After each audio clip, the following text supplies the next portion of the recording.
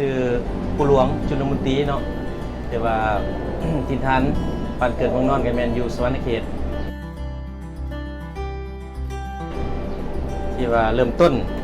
ในเบื้องต้นก็แม่นยิงใส่ว่าครอบครัวพ่อแม่อยู่ทางบ้านก็แม่น มีพื้นฐานเกี่ยวกับเรื่องไม้ก็คือเพิ่นเขาจะมีธุรกิจครอบครัวเป็นขายเรื่องเฟอร์นิเจอร์เกี่ยวกับไม้เนาะก็สั้นแหละยิงใส่พื้นฐานในเบื้องต้นแต่ตอนเรียนก็แม่นมีความผูกพันเกี่ยวกับเรื่องไม้นี้โดยเฉพาะแม่นเรื่องการปรุงแต่งไม้ฉะนั้นแหละเรียนรู้อยู่ศึกษาปริญญาตรีเนาะระยะ5 ปีแล้วก็ในช่วงเป็นนักศึกษาก็นี่มีโอกาสได้เรียนรู้นำครูอาจารย์อยู่ในคณะประไม้แล้วก็ได้แลกเปลี่ยนบทเรียนและก็เป็นโอกาสดีที่ว่าในช่วงมาเรียนนี่ก็มีโครงการของออสเตรเลียเนาะที่ว่ารัฐบาลออสเตรเลียเพิ่นร่วมมือกับมหาวิทยาลัยแห่งชาติหรือเอิ้นว่าโครงการของโพธิปเนาะซึ่งว่าในช่วงตอนข้าพเจ้ามาเรียนก็แม่นตกอยู่ในช่วงของโพธิปนึงเนาะเฟสนึงก็ได้มีโอกาสได้เข้าร่วมฝึกอบรมและก็เฮ็ด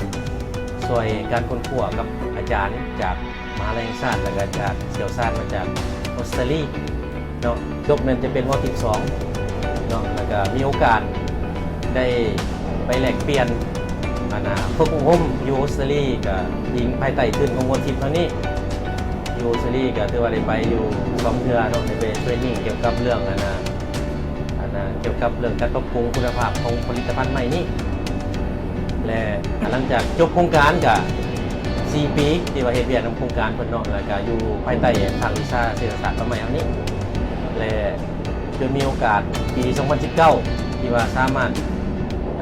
สมัครทุนก็ได้ครับทุนไปเรียนต่อปริญญาโทอยู่ออสเตรเลียเนาะซึ่งเป็นทุนของรัฐบาลออสเตรเลียก็เลยว่าใส่ว่าพยาธิการระบาดของพยาธิโควิดนี้กันสั้นแต่ในช่วงเราถ่าที่ว่าเปิดประเทศก็เลยไปได้มามีส่วนร่วมได้มาร่วมพัฒนาและก็เก็บข้อมูลอยู่นำบริษัทบัวละพาเฮาถึงปัจจุบันนี้เนาะในช่วงระยะมาเฮ็ดนำบริษัทบัวละพาเนี่ยก็รู้สึกดีใจหลายและก็รู้สึกว่าเป็นส่วนหนึ่งในการพัฒนาท้องถิ่นเพราะว่า พนักงานส่วนหลายอยู่ในเขตเฮานี่ก็แม่นมาจากเขตท้องถิ่นเบิดได้มาเฮ็ดเวียกกับบัวละพาเนาะก็ได้เห็นการส่งเสริมของบริษัทเพิ่นแม่นจะเน้นให้บุรุษศิษย์ไม่ยิ่งซึ่งปัจจุบันนี้จำนวนพนักงานอยู่ในบริษัทเฮาก็แม่นเกือบ 70% แม่นพนักงานยิ่งแต่ทุกคนก็แม่นมาจากประชาชนท้องถิ่นที่ว่าบ้านห้องขางนี่ก็มาเห็นพระเจ้าภายใน2 ปีก็ถือว่ามีการพัฒนาชีวิตกันเป็นอยู่ที่ดีขึ้นหลายเนาะสังเกตได้จากเงื่อนซ่านบ้านซองพระเจ้าก็มีการปรับปรุงเนาะจากเป็นเงื่อนไม้ก็คอยปรับปรุงเป็นเงื่อนคอนกรีตทาวอน มีการจับจ่ายใส่ซอยเพิ่มขึ้นเรามีชีวิตที่ดีขึ้น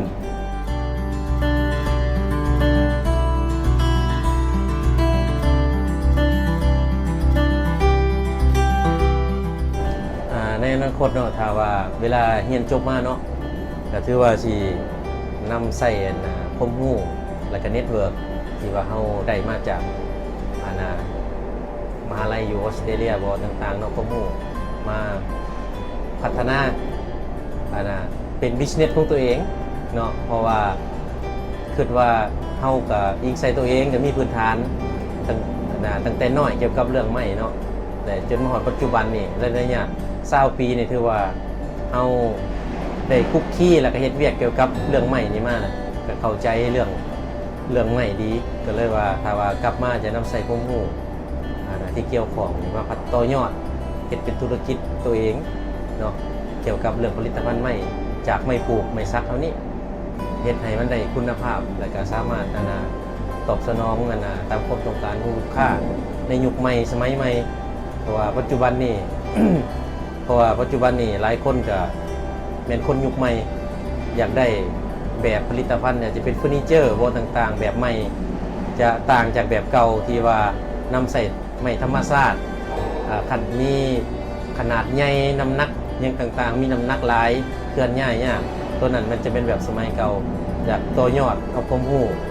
แบบสไตล์แบบโมเดิร์นเข้ามาเพื่อเฮ็ดให้มูลค่าของไม้ซักเฮาก็เพิ่มขึ้นแล้วก็การนำใช้ก็สะดวกแต่คิดว่าสิพัฒนาธุรกิจตัวเองแบบนั้น